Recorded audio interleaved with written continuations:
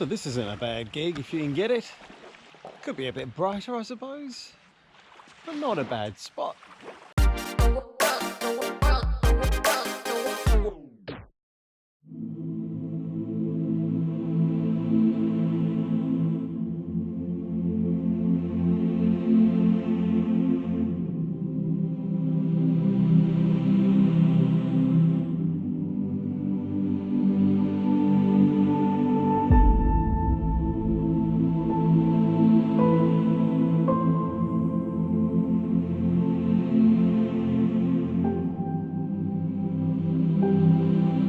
So this jetty at Nam Cat Island Resort pretty much sums up how things are here.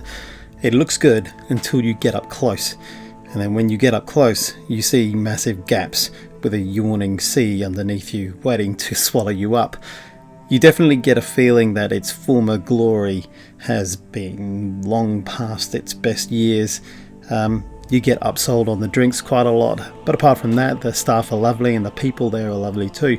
It really is a lovely island, and you've got access to facilities like kayaks and things like that, but there's not much here if sitting about isn't your thing. The rooms are a bit tired and a bit shabby, to be honest, and our bathroom wasn't the best and the toilet leaked all night. But aside from that, it was actually a really nice place and a nice place to chill out. But consider your options. This is nice, there might be nicer, I don't know.